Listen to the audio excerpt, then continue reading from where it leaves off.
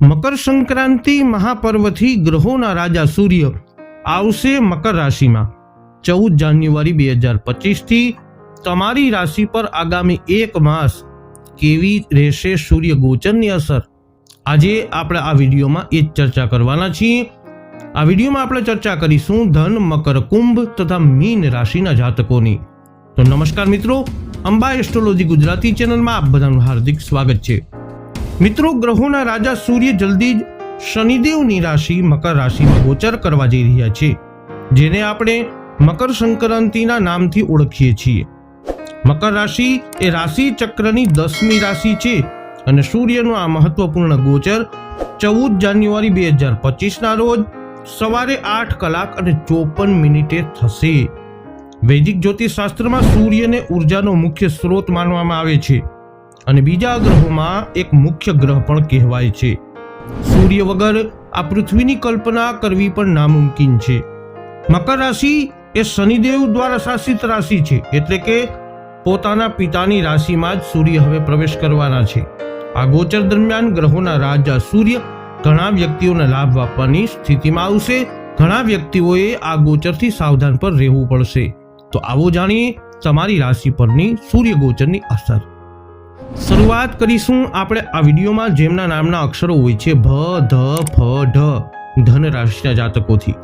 તો ધનુ રાશિના જાતકો, સૂર્ય તમારા 9મા ઘરના સ્વામી છે અને હવે તમારા બીજા સ્થાનમાં ગોચર કરશે। આ સ્થાન એ બચત, મિલકત, કુટુંબ, ખાનપાન અને વાતચીતનું પ્રતિનિધિત્વ કરે છે। એટલા માટે પૈસા કમાવાની તમારી ક્ષમતા તમારા પિતા, ખાસ કરીને તમારા પિતાના અધિકૃત સ્વભાવથી પ્રભાવિત થઈ શકે છે। તમારા પિતાના કારણે તમે કેટલીક પારિવારિક સમસ્યાઓથી દૂર રહી શકો છો।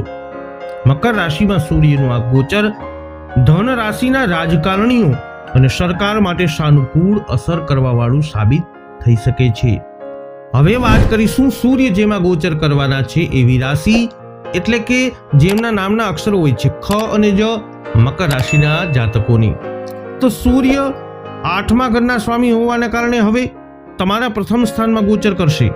આ સ્થાન એ ઘર, સ્વવ્યક્તિત્વ, આત્મા, સરકાર અને ખ્યાતિનું પ્રતિનિધિત્વ કરે છે। આ સમય દરમિયાન તમે કોઈ ગુપ્ત પ્રવૃત્તિઓમાં સામેલ થઈ શકો છો। તમારા પિતાના કારણે તમારા અહંકારને ઠેસ પહોંચી શકે છે। તમને તમારા કરિયરમાં અચાનક ખ્યાતિ અને પગાર વધારો મળી શકે છે। કોઈ પણ તપાસમાં સામેલ સરકારી પત્રકાર કે કેટલાક રહસ્યો ઉજાગર કરી શકે છે।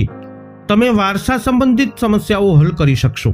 તમારે બિનજરૂરી સંબંધોથી આ સમય અવધિમાં દૂર રહેવું જોઈએ, કારણ કે તમારા માટે સમસ્યાઓનું કારણ બની શકે છે। હવે વાત કરીશું જેમના નામના અક્ષરો હોય છે ગ, શ, શ, શ, કુંભ રાશિના જાતકોની। સૂર્ય એ 7મા ઘરના સ્વામી છે। કુંભ રાશિના જાતકો હવે તમારા 12મા ભાવમાં ગોચર કરવાના છે।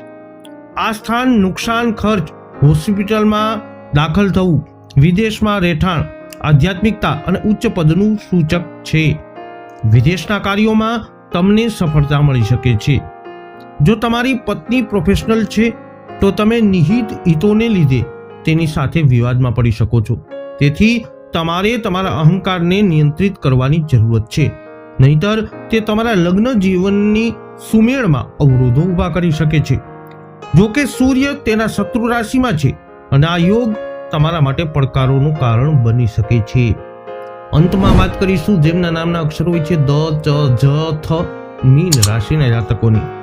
સૂર્ય એ મીન રાશિના જાતકો તમારા 6ઠા ભાવના સ્વામી છે અને આ ગોચર દરમિયાન તમારા 11મા ભાવમાં પ્રવેશ કરશે। આ સ્થાન નફો, આવક, પૂર્ણતા, વ્યાવસાયિક સંબંધો અને મોટા ભાઈ બહેનો અને બહેનોનું પ્રતિનિધિત્વ કરે છે।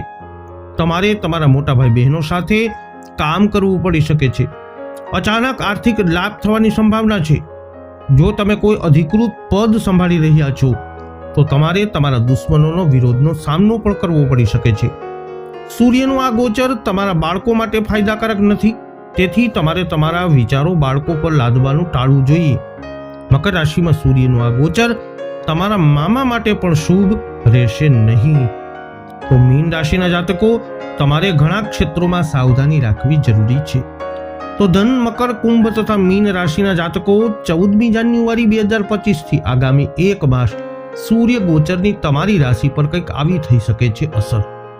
આ વિડીયો અંગેના તમારા અભિપ્રાયો, તમારા મંતવ્યો કોમેન્ટમાં અવશ્ય જણાવજો. આ વિડીયોને લાઈક અને શેર કરજો. હજુ સુધી આપે અમારી ચેનલ સબસ્ક્રાઇબ ન કરી હોય તો અવશ્ય કરી લેજો. ફરી મળીશું નવા વિડીયોમાં. જય અંબે.